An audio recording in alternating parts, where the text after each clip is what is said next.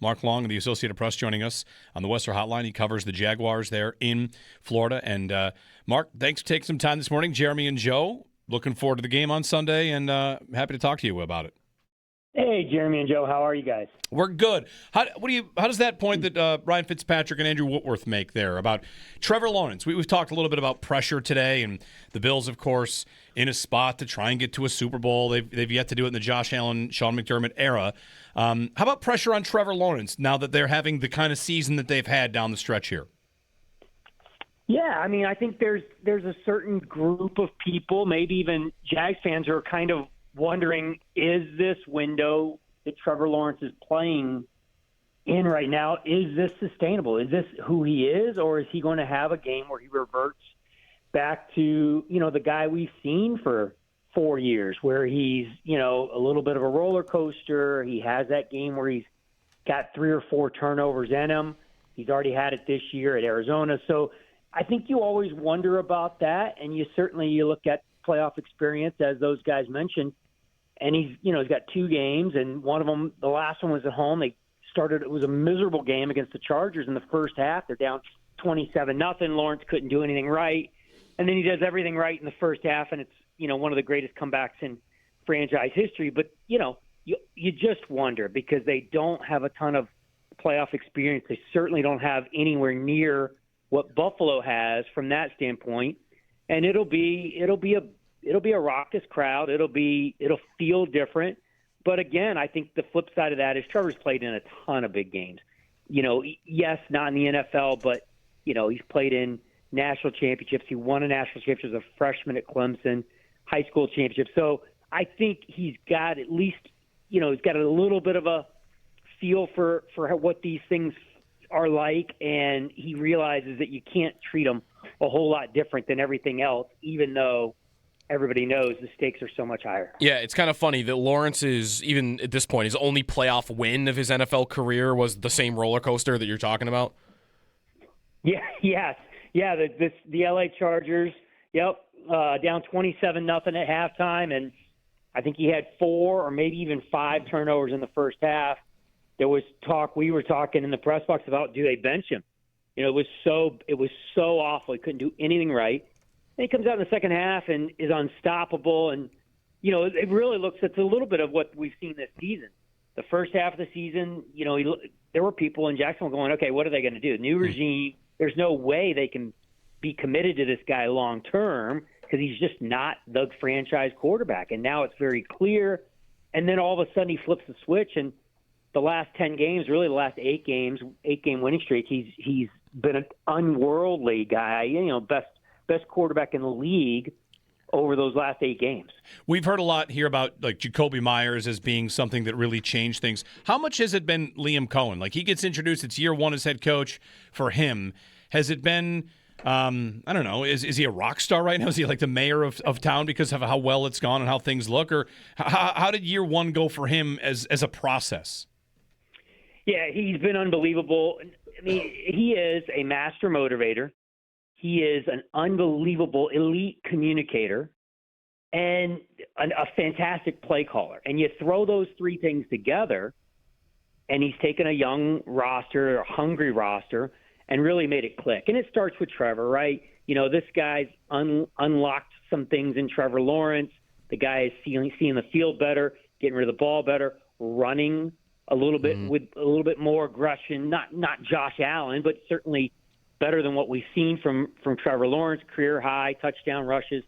So, all those things. But I'll tell you this is a little bit of a, Jacoby Myers is a perfect example of what, and it's not just Liam Cohen, it's also general manager James Gladstone and top executive Tony Baselli.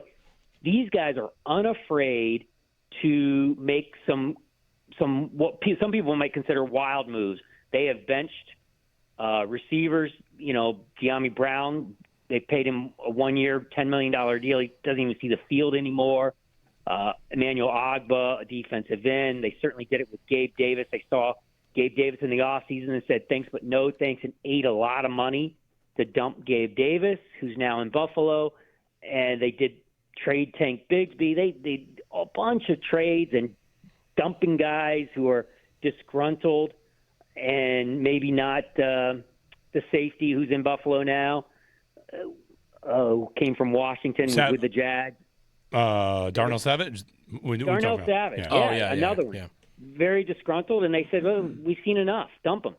So that's the other thing is like they are just unafraid to make some moves that other regimes, front office, head coach, would just be a little bit scared to do. So it all comes back to Liam Cohen. The guy's, 40 years old, and he looks and feels like a seasoned vet making some of these moves. Was there a moment here for what to do about Brian Thomas Jr.? He had such a great rookie campaign, and then this year was it a terrible start? I mean, from afar, it sounded like it was maybe crisis situation, and maybe even at the deadline, there was chatter he could be moved. Terrible start. Terrible. And it goes back to the preseason. He wasn't good in OTAs. He had drops all of camp. They had their radar up in camp knowing they had an issue, and they went out and they tried to get a guy from Denver who ended up in New Orleans. Couldn't get him. Devon Vele, that guy? That guy. Okay. Yes. You got a better memory than I do. I tend to think about receivers a lot, Mark. People around here know that. So go ahead. Anyway, go ahead. Well, they end up getting Tim Patrick, and he's been a big help, sure-handed guy. And then, of course, they tried to get Jacoby Myers. The Raiders weren't ready to trade him. They ended up doubling back and paying a pretty good price, 2 picks, a 4th and a 6th.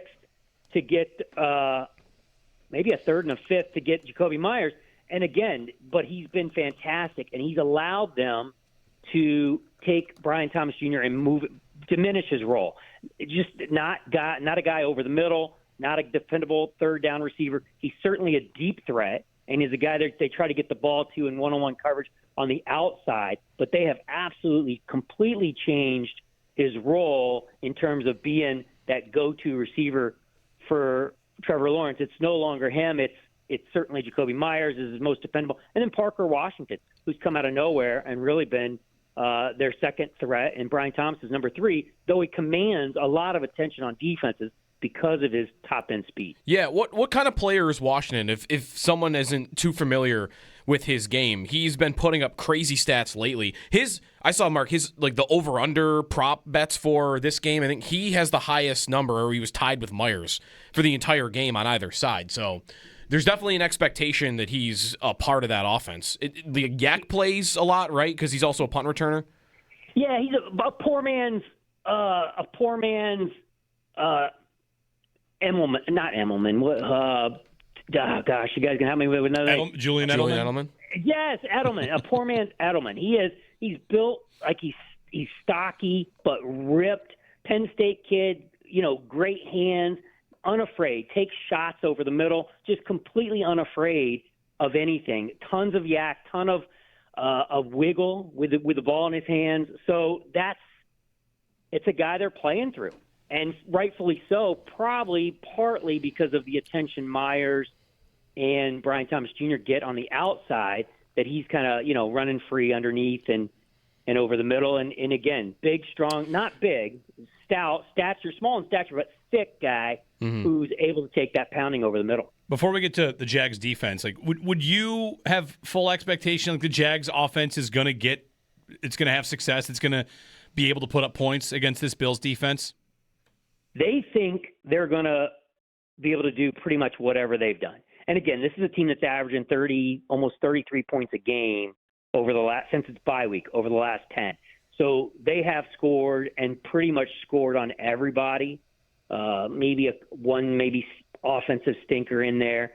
And even when you go back and you look at the game they lost over the last 10 was at Houston. They were up 19 in the fourth quarter, end up losing that, but they had their way for three quarters. They had their way with Houston, which we all know is, the best defense in the league, or at least one of 2 or 3. So they believe they're going to be able to run the ball against Buffalo and certainly be able to pick apart Buffalo's secondary, which has had obviously some injury issues. Yeah. On them running the ball, and then we'll get to the defense. Is it a good rush offense? Because a lot of what I see is that it's not exactly the bread and butter. Right? Travis Etienne, sure, there's ability and the run game itself, but it's not really their calling card. They want it to be their calling card. It just hasn't been. Etienne he doesn't have a 100-yard game since, I think, go back to October, San Francisco. He had 100-yard rushing game. So it's been hit or miss. They want to run the ball. They're going to try to run the ball, but they have not been very good at running the ball of late. They expect to get Bichelle Tootin as rookie, a little bit better inside between the tackles guy. He was back last week, but they expect to get him, he's coming back from a broken hand. They expect he'll be a little bit more in the mix this week. Etienne's fantastic out of the backfield, pass catcher, fantastic on the edge, getting the perimeter, but he has not seen it great between the tackles. They haven't blocked it great between the tackles. They got to extend their blocks a little bit longer. It's a lot of issues they got going on in the run game. They hope they can fix them against Buffalo, but again, Buffalo hasn't been awful against the run of late. Yeah. They've been much better. I think 4 of their last 6, maybe under 100 yards, their opponent. So I don't think Buffalo's run defense is as bad as people maybe as the numbers indicate from early in the season. Though, again, you're playing with that Ed Oliver. That changes things. Is that why they're running Lawrence more, or is more of his rushing totals lately been scrambles? No, it's designed. A lot of it's designed. Some of it's scrambles. Down in the red zone, those are a lot of, he's got 9 rushing touchdowns, a career high. He's one of 4 quarterbacks in NFL history with 25 passing touchdowns and 9 rushing touchdowns in the same season, along with Josh Allen's on that list, Cam Newton. Maybe Kyler Murray, I think, is the 4th one. So, a lot of it, especially down in the red zone, is designed runs because they're not this is not the best offensive line in the league. Certainly not the best offensive line Jacksonville's ever run out there. So they're not blowing guys off the ball down in the red zone. So they're doing a lot of design, schemed up stuff, and that goes back to Cohen. Guys, a really good scheme guy and play caller, mixing it up, run, pass, and creating some new wrinkles every single week. And a lot of that does involve Trevor Lawrence to get more out of his legs. Mark Long on the Jags of the Associated Press. All right, Mark, so the Jags defense, fearsome, dominant, what level have they been playing at of late? Fortunate, right? I mean, when you have the number of takeaways they have in this, they've set an NFL, or not an NFL, they've set a team record with their interceptions. A lot of that is good, right place, right time. They went to a scheme. They're going to play a zone scheme. They have a lot of eyes on the quarterback, so that they feel like that helps against a guy like Josh Allen. They're going to be able to see him scrambling. They're not going to be sitting here playing press man and have their backs to this guy, and he's going to rip off a 40-yarder right up the middle. They don't think that's going to happen. Eyes on the ball obviously creates a little bit of a takeaway situation if you can get some good coverage and everybody's got their eyes on the ball. So it's been that, but this is not a great defense. You'd find they've got guys playing at high levels, but they don't have a lot of superstars, not a lot of elite players.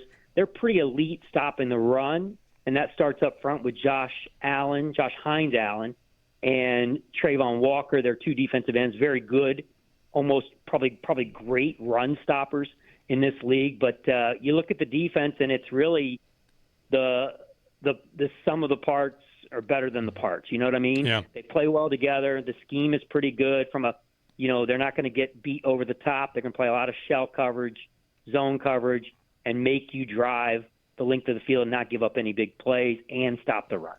How do you expect that battle to go? It's a strength on strength then this Sunday. The Bills with the leading rusher in the league, Cook, and then that Jags rush attack. Do you think the Jags play that way against the Bills? Like they did it to Taylor, right, this year, Mark, but maybe those were 2 games where they could focus more in on it because Daniel Jones was hurt. Sure. Daniel Jones was they knocked him out in the first meeting, and they didn't have to face him in the second meeting. So both of those helped. Yeah, not a single back has topped 74 yards. Jonathan Taylor caught, I think he had 70 and 74 in their 2 meetings. Not a single back, and that includes, Christian McCaffrey and a host of other guys who have been on the schedule not topping 75 yards. That is absolutely the matchup to watch here. The NFL's top number 1 rushing offense versus the NFL's number 1 rush defense. If either side of those wins, I think they probably win the ballgame because I don't think this is the Buffalo team that wants to get in a, throw the ball every down against Jacksonville. And to me, you watch this defense, the way you beat the defense, they've been susceptible to tight ends. So now all of a sudden you got a team that can really take advantage of that with Kincaid back. And certainly that, to me, is Jacksonville's weakness and Buffalo's strength on that side of the ball as well, and another matchup to watch. Mark Long, Associated Press on the Jaguars. Mark, thanks so much. Great stuff, and enjoy the game on Sunday. Hey, thank you. You guys too. Mark Long on the Western Hotline. Bills and Jags, of course, Sunday, 1 o'clock. One thing I think about the matchup, when I hear a defense is going to go heavy zone coverage, I think that's good, right? The thing the Bills' weapons on the outside especially cannot beat is man and press man. They do not beat man coverage. They don't have players that consistently do it, maybe Brandon Cooks. But we'll see. Like Josh Allen, I've seen some of the fancy logo charts, and his EPA per dropback against zone is among the best in the league. Like if they're gonna play zone, if they can protect him, he'll find his spots. So feel good about it. Yeah, how many of their receivers would you think are better against zone than are against man? All of them? Almost all of them. Except maybe Cooks. Yeah. And maybe Kincaid. Kincaid, though, feels like at this point, if he's healthy, he's good at all of it. Yeah. To me, zone is often about, like, how good is your quarterback? Can he put it where he wants to? And Allen can do that. So we shall see.